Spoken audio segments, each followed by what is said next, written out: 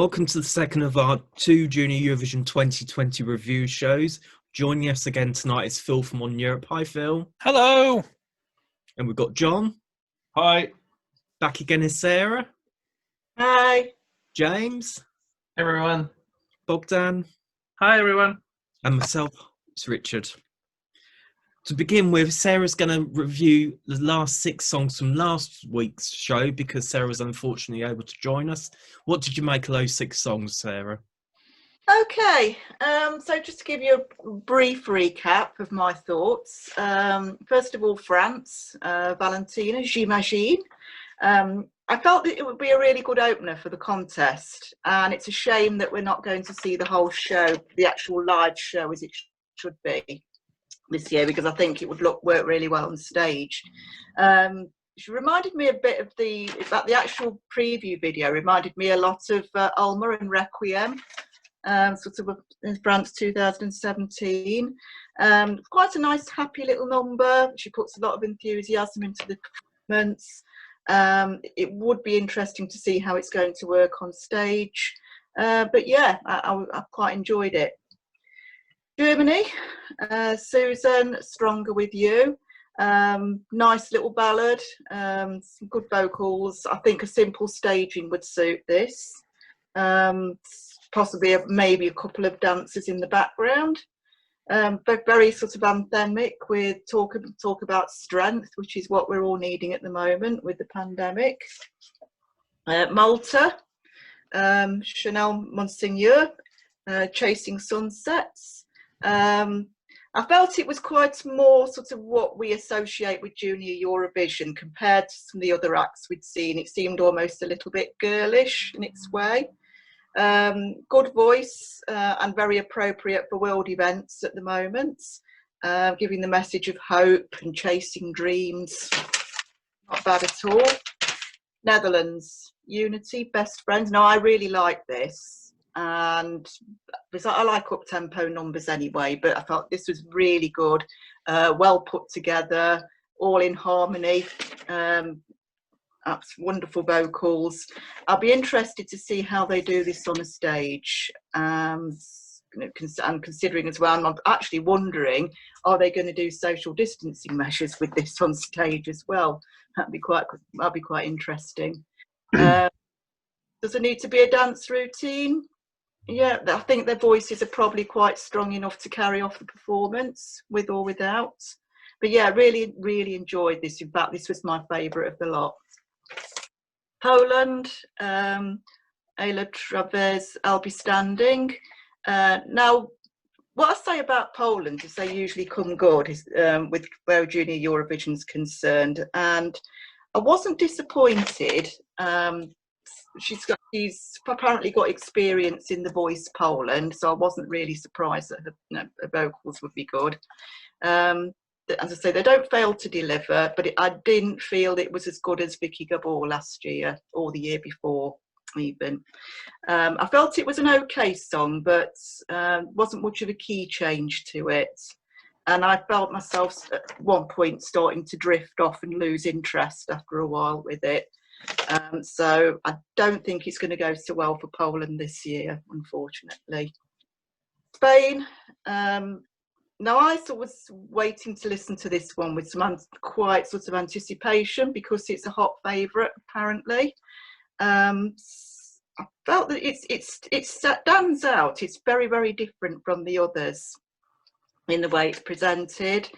The only thing I would say is it's really quite repetitive, and when you compare it to other Spanish entries in the past that have been in Junior Eurovision, I felt it didn't quite have the power that, say, Antes Muerta que Cecilia had in 2004. I think Spain have had better entries, to be fair.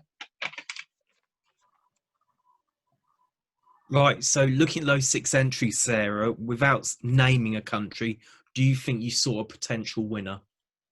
Definitely. So Sarah agrees with the rest of us. Yeah, so it seems.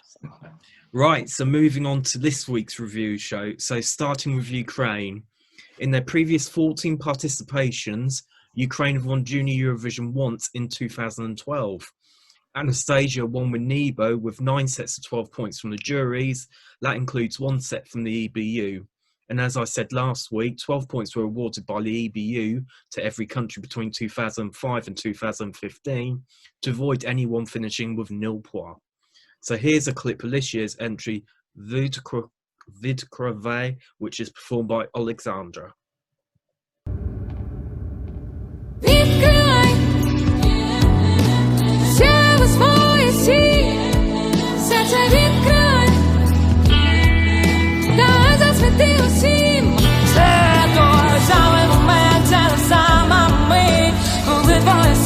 Шепочет тобі, давай, відкривай. Хитає човен, лякає дно. Та ти аргонавт, який знайшов своє рівно. Phil, what do you say about Ukraine? I thought this was brilliant. It's like the Netherlands, only in a different way. It's still a good song that just happens to be sung by a child. It's got a really good grown-up sound about it. My issue is with the falsetto at the beginning. I don't think it's needed, but failing that, powers straight on through it. Being in a studio will only help this. The song only needs to be sung down the camera by him, and it'll do really well. Anything else would just be superfluous to the actual performance. Personally, top 5, maybe even top 2. Don't think it's top 1. Bogdan. Okay, I agree with Phil on the part that falsetto wasn't needed. That falsetto, I think falsetto you usually use on more grown-up songs. I enjoyed the songs, and I have to admit, after the end of it, the chorus got stuck into my head, even though I don't know any Ukrainian. So I think that's a positive thing to say about this song. I don't see it as a winner, but I think they did okay, somewhere there. James. Well, the thing that struck me most about this song to begin with was I didn't realise straight away that it was only one vocalist. It sounded like several different vocalists. So I was like, oh, Jack Kodak vibes. It's sort of several voices coming from one person. I like the fact the title translates as Open Up, so we are getting Open Up this year, one way or another. I want to pick up on what Phil said about staging and singing down the camera, because Ukraine, when it comes to staging any entry, whether it's for Eurovision, Junior Eurovision, we know to expect big things from them. They tend to go for something very outlandish, quite memorable. So I was sort of wondering where they're going to go with that. Yeah, it's a nice enough song, sort of very easy listening. Bit slow for my liking. It's not a personal favourite, but as Phil said, I think if it's sung down the camera, people are going to connect. The studio is going to help it. So yeah, I'd be curious to see what it does. I have to agree with everything everybody said so far. I think it's very easy listening. I do think, like James said, we're used to props or something, but I don't think they will have a prop this year. I can just see a ballet dance or two in the far background, but just focusing on the singer, but you can just see a sort of glimpse of them in the background. I think that's all it needs. But apart from that, I agree with everybody else. John? Yeah, there's something about it. I couldn't quite put my finger on what it was, but there was something about that song. Maybe it's not the song, but the young lad, he appears to have a lot of star quality about him. Just a bit of a charisma just came across on screen. I mean, it's only a video. We're not, it's not a stage performance, but the guy sort of exuded quite a bit of charisma for someone of that age, which maybe in years to come he'll be at Big-esque. Whether he does well at this or not, I don't know. I was quite impressed by the range. You mentioned the falsetto, and it caught me unawares that, well, is this a duet? But no, it's all him by the sounds of things. And I don't think it's a winner, but as I say, the guy's got star quality about him. Sarah? Well, I agree with what everybody else has said so far. And I have to say, when I first saw this, my first thought was, am I watching a junior Eurovision entrant or an adult Eurovision entrant? Because he is really good. You can't get away from that. I think the song will do nicely on stage. It's a very, very simple staging. No, it certainly doesn't need any gimmicks. I think it will do very well. I think top 5, certainly not a winner. But yeah, I really enjoyed it. Good. Right, moving on to Russia. In their previous 15 participations, Russia has won Junior Eurovision twice, in 2006 and most recently 2017, when Polina won with the song Wings, with 4 sets of 12 points from juries and 66 online votes. Here's a clip of this year's entry, My New Day, which is performed by Sofia Feskova. В сказку веря, я живу и пою.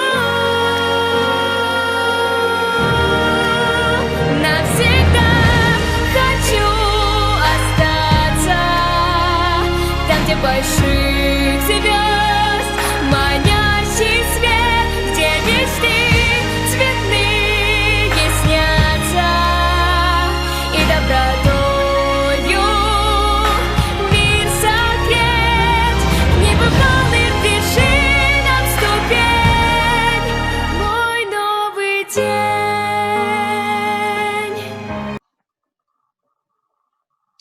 Bogdan, what have you got to say about Russia? Well, it's quite interesting actually, because I started watching the song and hearing the song, and I thought, okay, to me this is like a Disney song. You would hear it in a Disney animation, and she kind of looked like a Disney princess anyway. So it has a likability factor, and it's a song we often see do well at Junior Eurovision. It's Russia knowing what they have to do. Is it enough to win? I am not sure. And I have one slight problem. I enjoyed the part that she sings in Russian, but once she says it's my new day, it kind of feels like a bit, I don't know, too personal for the audience to connect. It's like a case of what happened with Germany, and when Levina sang Perfect Life, you don't want to sing about yourself. It's my perfect day. You have to sing about something that everyone can connect to. Other than that, it's a lovely song. James? Oh, what can we say about Sophia? The first thing that struck me is that she has an incredibly clear and incredibly strong voice. And I heard her and thought, okay, she's definitely got the voice. And when I looked at her, I was like, actually, she sounds like she's much older. So it's interesting that she's already got that much talent, that much strength in her voice at the age that she is. As we've said, the song, it does have that sort of very Disney feel to it. It feels like it could have been plucked straight out of a Disney film or from a musical or something. It is formulaic, I will say that. It sounds like the kind of thing we've seen at Jesk and at Eurovision before. But that being said, I still think it's a darn good example of it. It's a bit dramatic. It builds nicely. It's got the ballady thing there, but it's sort of softened around the edges. The cynical part of me says yes, but we've seen this all before. It's nothing new and everything. But another part of me says this is fantastic. I think this will be top 5 easy. One thing I have read on the internet this week, she will be on the stage on her own. So there won't be any backing dancers, backing singers with this. So we've already got an idea how the staging will be. I have to agree, she's strong vocally. And when she connected with the camera in the official video, there was that strong connection. So overall, I couldn't fault the performance. John? Yeah, well, I think you might read my notes again here, because the first 3 words I've got down here is a song, well, a musical song, i.e. a song from a musical. It's clearly that, and it's a damn good quality one as well. I think by a nose, this is my favourite of this 6. It's pretty close, but just by a nose. It could do well. Yeah, it's a bit formulaic. Yeah, you've got a key change that you can see coming from the moon. And I think on balance, she should probably stick to Russian throughout. There's the English bit at the end. I think I made comments about this at the previous, at our other review, that switching languages can sometimes be a bit clunky. And this song doesn't need to switch to English. It's perfectly fine in Russian. It's, as I say, it's the best of the 6 in this batch for me. Sarah? I think one thing we can always guarantee with Russia is that they're always going to bring out the goods, be it adult or junior Eurovision, and they certainly haven't disappointed here. I agree with what everybody else has said so far. It is very Disney-esque, would look sort of very good in a musical. But I am glad to hear that she's actually going to be alone on stage, because I think that will work well with this type of song. I think it will do well. Maybe not a winner, but I think it's going to be near enough. Phil? Everybody's clearly been reading my notes about this, that's what I have to say. It's a typically Russian song. It's a nice girl singing a ballad. But we have seen that a million times before. Doesn't make it a bad thing, it just makes it a thing. Sadly, though, I think after the first 2 minutes, when it goes into English, it tends to be a bit sterile. And for me, I'm wondering if she's trying too hard to tap into the "what a great day I'm having" vibe without it necessarily being there to start with. It is formulaic. It has got a key change you can see from a mile off. But that's Russia for you in any Eurovision contest. Will it do well? Yeah, it will get all the votes for it. Will it win? Probably not.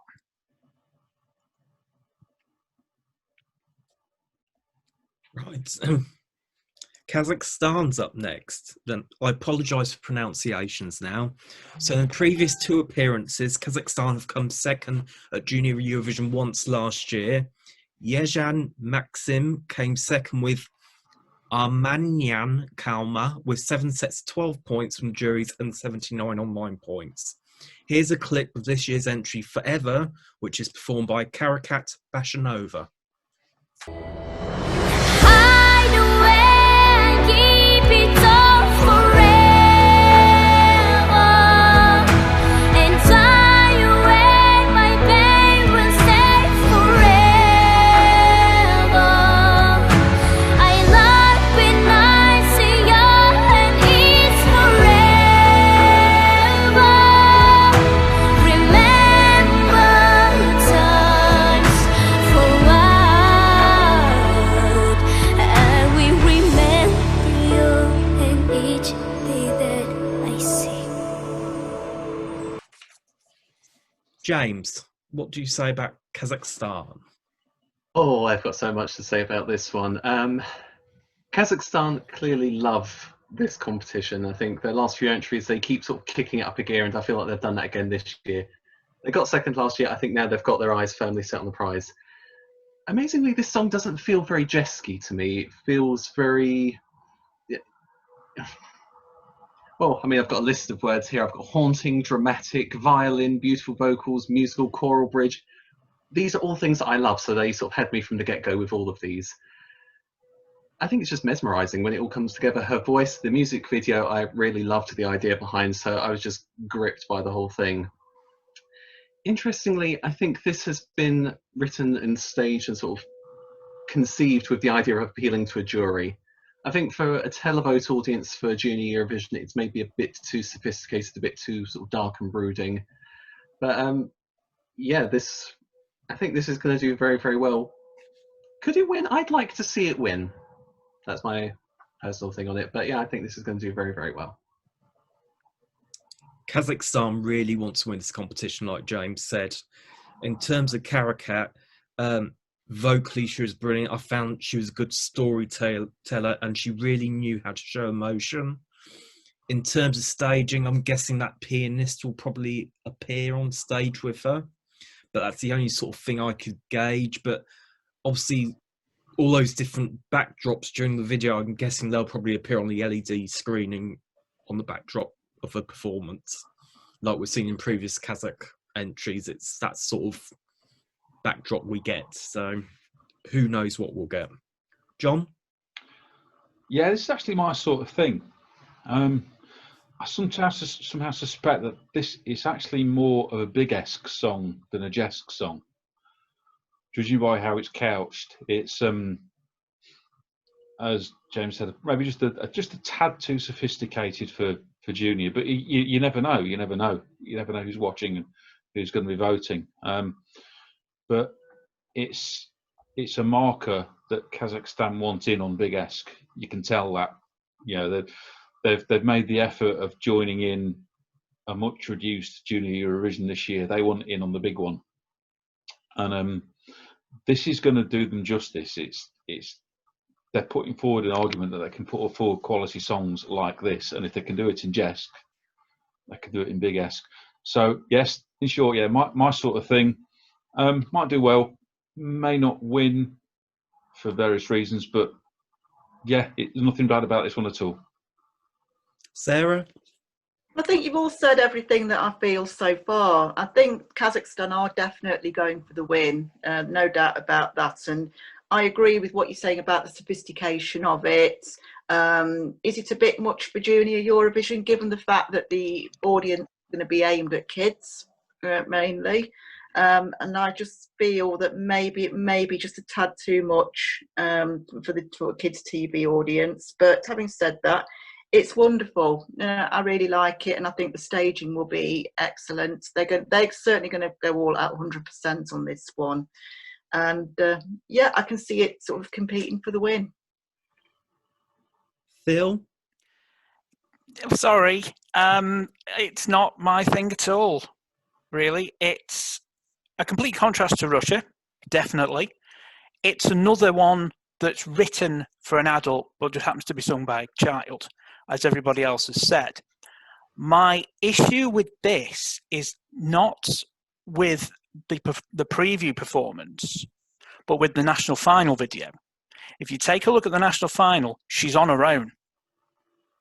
That doesn't sell the song or do the song any justice at all.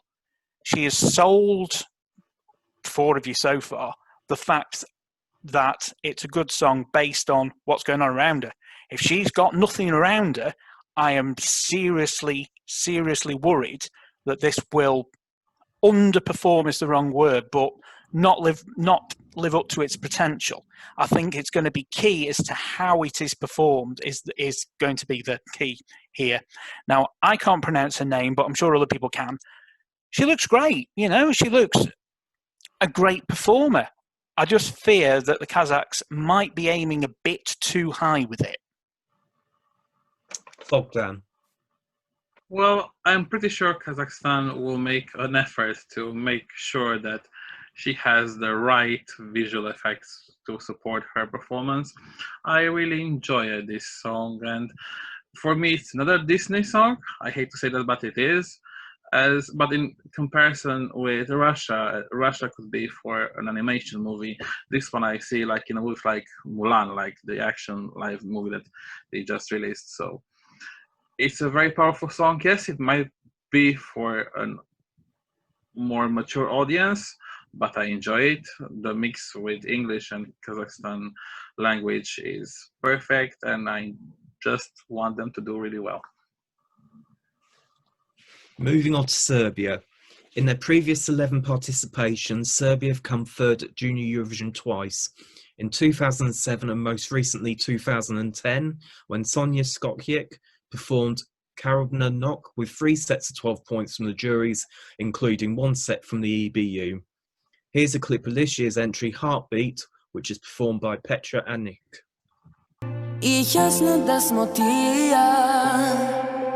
Jedan teo istog nemira, kako da ti priđem, da zadržim dah. Jasno da smo ti i ja, jedan deo istog svemira, mi smo kao zvezde našeg tihog mjuzikla.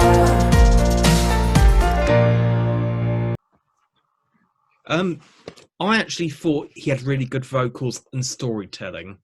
However, unlike Karabat of Kazakhstan, he was really trying to show his emotions, but couldn't quite get there, I thought.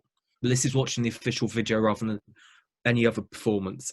It didn't really get going for me because I just expected a little bit more, but I can't say what I expected. It was just a bit... There was just something missing for me. John? Okay. Am I going to... Are we setting a trend here? It's a decent enough ballad, don't get me wrong. And Petar, the guy, he's got a excellent voice about him. And it's nothing to do with him, but I don't think the song really goes anywhere. It's formulaic, but there's better formulaic stuff knocking around. Certainly in this half dozen. So nothing wrong with him as a singer, and he shouldn't get downhearted, but I can't see it getting the young people of Europe and Kazakhstan voting for it. Really, I'm afraid to say I'd like to see them all do well. I wish him luck.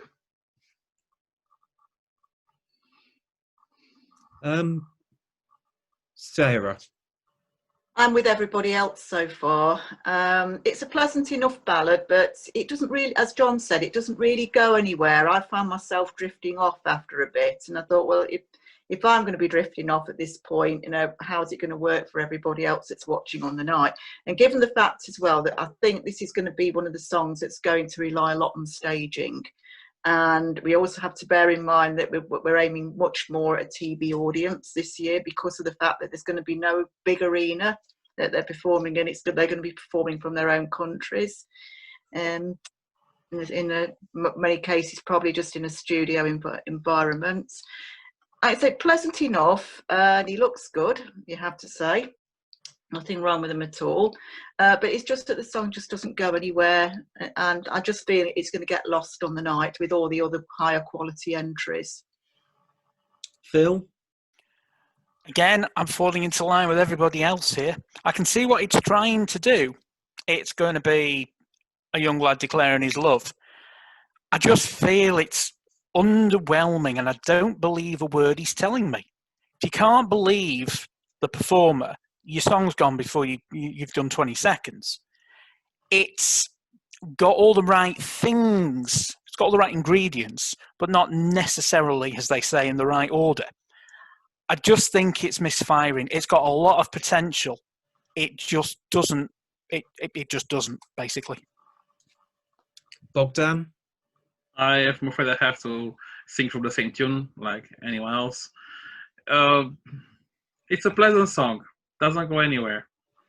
I just hope Peter can convince the audience to vote for him because he has the voice, but the song can only do so much. It doesn't have any key changes, doesn't have any wow factor in the song to, oh, this song is really draws me in. So I'm a bit lost. Hopefully the staging will help him. James? Well, one thing I do want to congratulate Serbia on is that they've sent something that sounds very modern. It's sort of that easy listening pop ballad that's sort of doing very well in the charts at the moment. I think the problem is what does well in the charts and what's sort of in the music taste in Europe generally doesn't necessarily always fit well into a contest situation. And I think that's the problem Serbia are going to be facing. He has a voice, but yeah, I don't think the song does him much justice. It sort of feels very one note, and I think even something like a slight key change or a crescendo towards the end, something that would have pushed it a bit up, sort of a bit of attention grabbing. But other than that, it's nice. It feels very safe, and as we all know, nice and safe are not usually words that win a contest, which is a shame.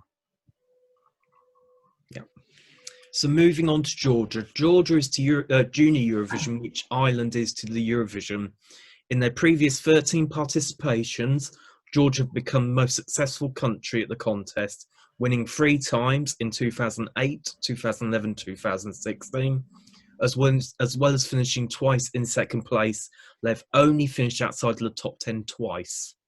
So in 2008, this could be one with buzz, with 9 sets of 12 points from the juries, that's including 1 set from the EBU. In 2011, Candy won with the song Candy Music, with 4 sets of 12 points from the juries, again 1 set from the EBU.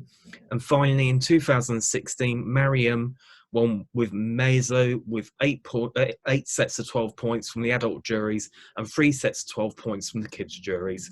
Here's a clip of this year's entry, You Are Not Alone, which is performed by Sandra Gadley.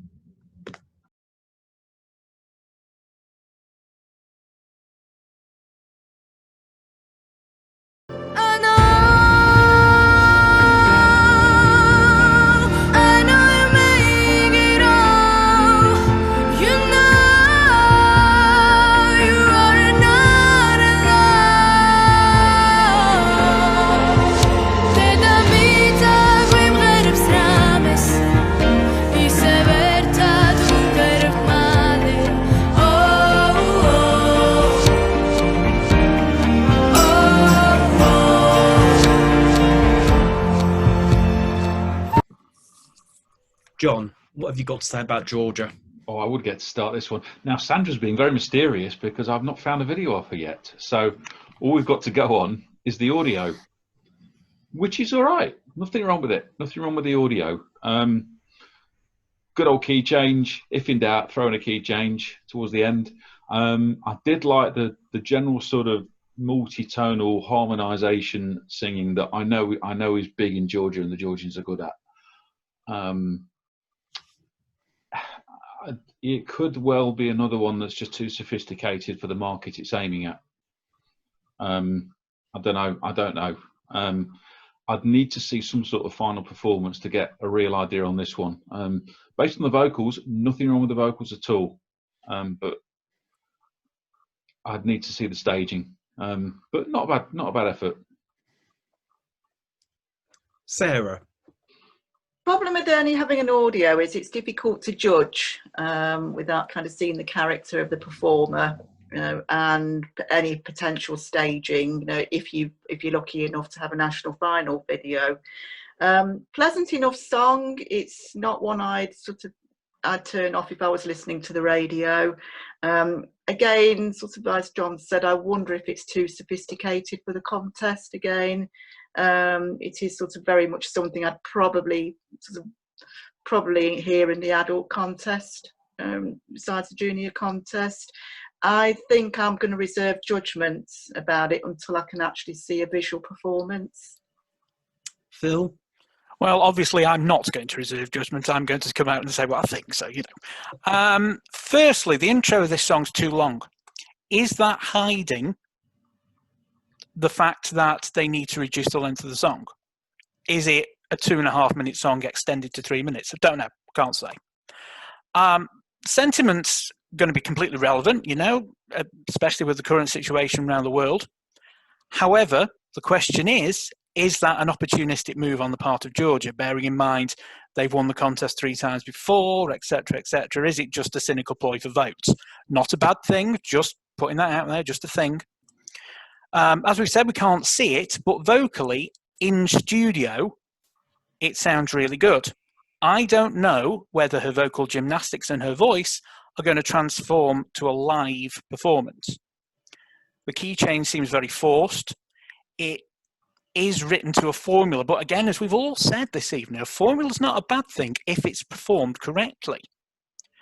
It depends on whether or not they're going to portray this as a straight down the line song or whether they're going to do anything big in the background. There's too many variables here. I just think it misses something. Maybe it is the live performance, but I don't know. Bogdan? Well, I can tell you what is missing, definitely. Something to sing along. Like, call me old-fashioned, but for me, a winning... You're old-fashioned. I am.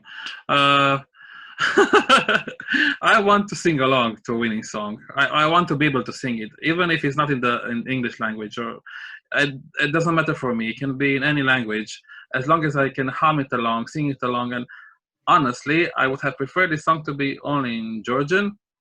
The English part is so forced. I don't want to sing. I don't want to conjugate the verb. I know, you know, they know, he know, they, she knows, something like that. It's not something I want to sing to. But other than that, it's a brilliant song, and I'm convinced she will do well. I just wish it would have had a chorus, a better one. James? Well, do you know what? I was looking at my notes as you were all talking, and the sort of sentence I said at the end was that, you know, I felt there was something missing from it. And listening to all of you, I'm wondering, was it the live performance that, you know, it's difficult to get an idea of things just from the audio? I'm also wondering if Phil's point, if it sort of feels that it's somehow been stretched. I hadn't sort of consciously noticed, but thinking back, some of the instrumentals do seem a bit longer than they maybe should be. So I don't know, but there are a lot of great elements in here. I mean, her voice is good. I like the music, that sort of chanting, the traditional. I love the fact it's in Georgian. I would love to see Georgian at the adult contest. So there are a lot of good things going on here. They're not quite adding up in the way I thought they would, which is kind of unusual. Again, I'm wondering if that's because, as we said, it's difficult when you haven't seen a performance, you're only listening to the audio. But yeah, a lot of good elements, but I think we need to see a bit more because there is something that's just not quite adding up for me. I'm not terribly sure what it is at the moment. I have to agree with everybody. Vocally, Sandra was good. It is hard to judge the performance with only an audio version to listen to. I just have this nagging suspicion it could be like Mazo back in 2016, where Georgia was nowhere near favourite, and then gradually over the week, okay, we haven't got a rehearsal week this time. But I just have this sneaking suspicion it might come from behind and surprise us all in some respect. But until we see a performance of some sort, I can't say for certain. Right, on to Belarus, and finally Belarus, I should say.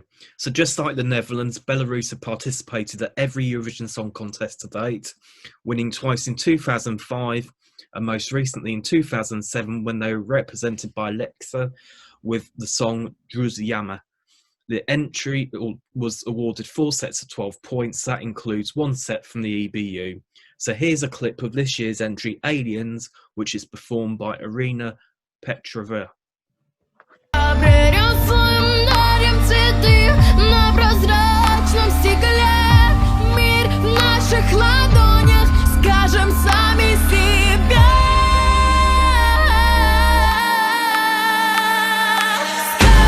Sky is crying, but we are blind. Aliens, we believe we are lucky. Sun is high, but we can get up. Let's get the ones who desire it. Sarah. Well, I think the main theme tonight has been how many of the songs actually look too good for Junior Eurovision, and I have to say that for me personally, this is another one of those. I thought she performs it really well. Expresses a lot of emotion in the song. She puts her heart and soul into the performance. Good vocals. Looks very grown up, very, very grown up. In the way that she's dressed on stage, and the way but having said that, she is a really good singer. Wouldn't look out of place in the adult contest. My question would be, will it appeal to a junior audience? May get some that appreciate it, maybe not. And that's basically what I feel. Phil. Sarah has taken the last 2 lines of this script that you can't see and has already just asked it. Because I've said, not out of place at the Eurovision proper, but what is it achieving in this contest? That's the question for me. She's a great singer. The question is the song too heavy for Junior Eurovision? Is it too serious? It'll be well sung, but has it misjudged the mood of 2020? In a normal year, I'd say this would do really, really well. Last year, possibly next year, it would do really well. It'd stand out as the serious song amongst poppy stuff that we normally get. There isn't any of that. There are a lot of serious songs. Has this hit the mark? Not for me. Bogdan? Okay. Well, definitely it's a passionate song. She sings with conviction, and I believe her. It might be a bit too mature for a Junior Eurovision Song Contest, but I will still think that she has the potential to do well. I'm not convinced about the title. I'm not sure I like the title, but it doesn't matter because she sings in Ukrainian or Russian. I'm not sure which of those two, but she's a good performer, and I think she will get lots of points through all around Europe. James? Well, the first line of my notes is moody, exclamation mark. There's something about the whole staging. It's sort of in dark shadows across her face. The way she sort of sings into that microphone, is holding it. It's very intense, very moody. For a young performer, she has excellent stage presence. That's what I will give her. At first, I wasn't entirely convinced. I liked the song more as it went on. And then she started rapping, and there, for me, it just sort of fell apart. It felt like it was trying to be several different genres all hashed together. Not even in a cynical way. You know, sometimes I'd argue that some songs do that in quite a cynical way, like, you know, oh, we'll do a bit of traditional, we'll do a bit of pop, you know, put lots of things together so there's something for everyone. This to me just doesn't feel like it starts out as very dark and moody, then it goes into rap and it feels like there's a bit too much going on. So yeah, personally, I know a lot of people out there are saying this is one to watch. Personally, I don't see the appeal, but maybe I'm missing something. I actually have to agree with James when he said intense. He hit the nail on the head for me, because I thought the vocals were okay, but weren't strong as like others, because she was that, you know, focused, and because she was that intense as well. I personally don't think the emotions were coming across as much like others. And like Serbia, the only other thing I've got to say is I expected more, but I can't put my finger on it why. But again, you know, we watched a video, not a live performance, so that might change opinion. John? Okay, yeah. I've got it down as a very dramatic song. Probably a bit of a synonym to intense, I suppose. It's a very dramatic song, and again, more of a big-esque song. I know we've discussed that, you know, during the course of this review, and like, you know, can big-esque songs do well at Jesk? Well, there was the lad Vincenzo that won for Italy in 2014. He sang a very un-Jesk song. It would have, you know, fitted into big-esque like a glove, and that did well. So there's nothing to stop a song like this, which is suited for big-esque, doing well. She can sing. Well, from watching the video, I hope it's her singing and not a bit of overproduction going on. There was just that at the back of my mind. Has this video been overproduced? And I'm just hoping she can sing. I wasn't quite sure about the bit of talking towards the end of it. It could strike a chord.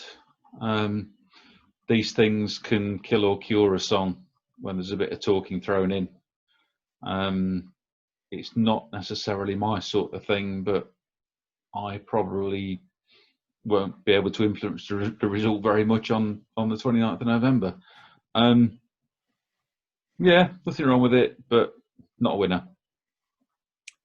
Right, so going round the room again, without naming any country, do you think we're seeing a potential winner from tonight's selection of 6 songs, or do you stick by your opinion in the last review show? Phil? I stick by my opinion in the last review show, but yes, I've seen another potential winner here. Ooh, controversial. Bogdan? I agree with Phil. Though I'm not sure actually. I do believe the winner was in the previous selection, but having said that, there are a couple of songs here that could win as well. James? I'm inclined to agree. I think if last time we were sort of talking about very obvious winners, I think in this selection of songs there are potentially more dark horses. So I think if we saw a very obvious win last time, there are a couple of songs here that I could see winning. Yeah. It's difficult now. I have to agree, and I'm going to be boring. This is really difficult because I can see like 2 or 3 songs from each 6 making my top 5, and it's hard to gauge where they'll necessarily be. Yes, it's like some from that and some from that for me. John? There was an out-and-out winner in our first review. There's one I really like in this review, which if you watch the review, you'll know which one it is. I just think that there are a number of others in this 6 that mean they could cancel each other out. Split the vote, you know, split the ballad vote, say. And so instead of going on one song, it goes towards 5 or 6, which means the song that we liked from last week, which is not a ballad, comes through and, you know, wins by a country mile. So last week, good song. This week, a couple of them, but I think they could cancel each other out. Sarah? Yeah, I think definitely last week we had a couple of potential winners definitely in that. In this one, Yeah, possibly a couple, I think. And I think a lot's going to depend on how they perform. That's going to be the crux, how well they do or not. Could be that they're actually a surprise package that might come in and just take the votes unexpectedly. Yeah, I think, yeah. So I'm going to say yes. I think there are just a couple of winners, but maybe not not as we would expect, really, because everybody would. I think if you look at the last review that we did, you can see the definite winners there, but I think we're going to have the surprise packages from this review. So one final question going round the room again. What are we looking most forward to for this year's Junior Eurovision Song Contest? Phil? It's actually being on the telly on the 29th. The way things are going, that'll do. Okay. Yeah, Dan? you've said it exactly how I wanted to say. Just being able to do the contest, like a Eurovision contest at TV this year, will be such a blessing for all of us. So I'm really looking forward to see it. James? I'm going to agree and say the fact that, in the year that we didn't get, the Eurovision Song Contest, the fact that we get Junior is going to be very special. I just want to add to that, I am curious to see how this sort of remote contest is going to work, because I'm sure it's in the back of all of our minds that, a remote contest may be the way forward for next year and potentially future years. So I'm just curious to see how it's all going to work. But that's the sort of, tech geek side of me wants to say that. The emotional part of me is like, yeah, we got a contest. You've taken the words out of my mouth, actually, James, because earlier today, the EBU actually said they're asking all participating countries for Eurovision next year to do live on stage filming of the song just in case they can't get to Rotterdam. So I have a feeling what we see at Junior this year is what we're going to get in Rotterdam as well. So I'll be interested to see how it plays out. John? Yes, at long last, we're getting a contest. Instead of 41 songs, we're getting 12. It's better than nothing. Don't get me wrong, the thing from Rotterdam back in May was good, but it just lacked the fun and games of who votes for who. So we're finally getting a contest, and like you say, it'd be interesting to see from a technical point of view how this could potentially shape what happens next May in Rotterdam. And talking about technicalities, TVP proved big time last year how they can put on a show. And Sarah, finally? Yeah, I'm with everybody else. I think it's just great that we're actually going to get a contest, and I think it couldn't have come at a better time given the misery of the situation that we've got around the world at the moment. So I think it's an absolute blessing that this is coming at a time that it is, and I think it's going to the EBU will see it as a bit of a dress rehearsal sort of thing for the adult contest next year, just in case. But we can pin our hopes on the fact we might get a little bit more next year, but let's see what happens. So that concludes the second of our 2 Junior Eurovision review shows. Thank you again for Phil for joining us. Oh, you're very welcome. What's coming up for your Junior Eurovision coverage on Europe? This, and possibly a bit more, but this definitely. Excellent. So what have we got going on at Eurovision Ireland at the moment, John? Well, it's the same as ever. Just keep watching. There's plenty of news on Jesk, and that will be sort of ramped up. Sorry to coin a managerial phrase. It's going to be ramped up over the coming days up until the big event on the 29th of November. We've got the birthdays continuing. This guy is going to be doing stuff in the run-up to Jesk as well. You'll have to tune in to see what. Sarah? Well, at the moment I'm incapacitated after having an operation on his shoulder, so I'm going to be out of the picture for a month at least. But once I get back, I will be cracking on ahead with my Here Today Gone Tomorrow series. I will be continuing that, so please do keep a lookout. Bogdan? We'll keep entertaining with One Day Love coming to you each week, where we give a little bit of love to a song each week from Eurovision history, and we celebrate it. James, we've just had the conclusion of the Big 5 polls. What have we got coming up next with the polls? Yes, indeed. So if you haven't checked out the Best of the Big Five for the United Kingdom video yet, have a look on EurovisionIreland.net and see. I think you might be pleasantly surprised by our top 10. Following on from our success with Best of the Big Five, we're going to be taking a look at the best Eurovision entry from Ireland, as we are Eurovision Ireland. So make sure you keep your eyes peeled for those votes as they come in. And people are always saying, oh, but who votes for these? I think you do. So make sure you vote. Your voice is important. Make sure you cast your vote. Obviously, I'm concentrating on Junior for the next week or so, counting down to the big day. But also Turkvision is coming up in December, so obviously coverage is starting to mount up with that. But tend to stick with that every Sunday. So Sunday is your day for your Turkvision news. So I think that's about it from us. So join us again soon for another one of our review shows. Everybody say goodbye. Bye now. Bye.